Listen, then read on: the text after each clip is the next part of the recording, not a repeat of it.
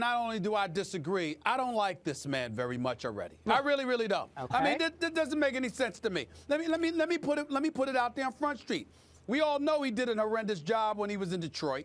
He was lucky to get the Philadelphia job. He had a good relationship with Andy Reid, ultimately elevated into being an offensive coordinator.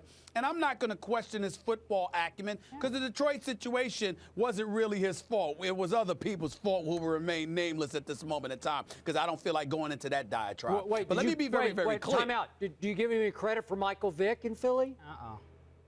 Well, listen, I was getting ready to get to that point. Okay. I said I'll give him some credit with Michael Vick, and they did move the football, and he wasn't god awful there.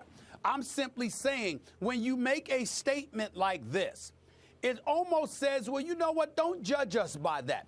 Mark Sanchez completed 54% of his passes last year. 54%. That's not impressive. That's not impressive at all. As a matter of fact, the only thing that made him look good is that his backup was some dude named Tebow who completed 46% of his passes at one point in time when he was a quarterback, even though he won a playoff game and threw for 316 yards and all of this other stuff. All I'm saying is this. I don't want to hear from an offensive coordinator who's new to this, who watched or didn't even watch from afar, but walked into a situation that was absolutely positively abysmal, telling us after the season that New Yorkers have been subjected to mercilessly, by the way, that, oh, completion percentage doesn't matter. Oh, yes, it does. It most certainly matters.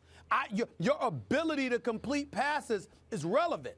Your ability to run an offense efficiently and effectively is relevant.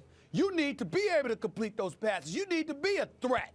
Because if you look at the Jets roster, they don't have a bunch of parts to lean upon to say, well, you know what, we'll make the big play and we'll put up 21 to 25 points a game, blah, blah. Oh, no, sir.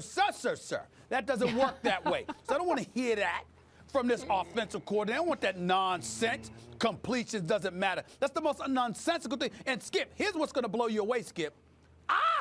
Me, Stephen A. Smith, national television. Let me tell you something right now.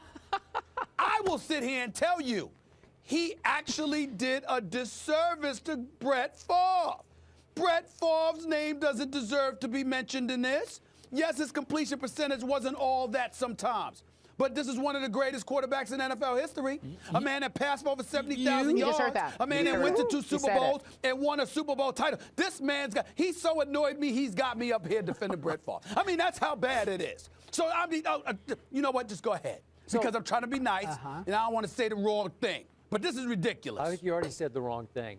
No, I didn't. You just let your early dislike for Marty Mornhinweg turn you into a Brett Favre fan and defender and supporter. And I love it. Ain't that something? You finally saw the light. I appreciate that. Let's look at what Brett Favre did, Stephen A.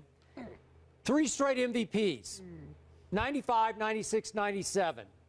And as Marty accurately stated, the first year he was at 63%. The next 2 years, just below 60%. So he was a high 50% passer. And what did it matter? Because Brett Favre, all 3 of those years, led the NFL in touchdown passes with 38, 39, and 35. So the point is, even if you're only completing 59% of your passes, if a whole bunch of them are getting to the end zone, I think you're going to be okay. I think your team's going to be okay. Because you're getting it to the end zone more than any passer's getting it to the end zone. So, to me, when I first saw the headline on this story, what was my first reaction, Stephen A.? And you opened this door, so I got to walk through it. I thought he was reopening the Tebow door. I did. I thought, oh, he's making a case that who cares that during Tebow's starting stint 2 years ago in Denver that he was a 46% passer because, as we all know, as we've heard on this show a couple times, last 5 minutes of games that year, the #1 QBR in all of football belonged to Tim Tebow. As much as it nauseates me to agree, that argument actually makes a little sense. A little sense. But allow me to get back to Brett Favre for a second. This same Brett Favre we're talking about here completed better than 60% of his passes in 14 of his 19 complete seasons as a starting NFL quarterback. You are good with that same Brett Favre that we're talking about. That's right. The same Brett Favre has a career average of 62% completion percentage. That's the Brett Favre we're talking about here. Okay. So to sit there and use Brett Favre as an example is atrocious. Well, Makes no sense but whatsoever. he was using And not only that, Brett Favre was a playmaker as a passer.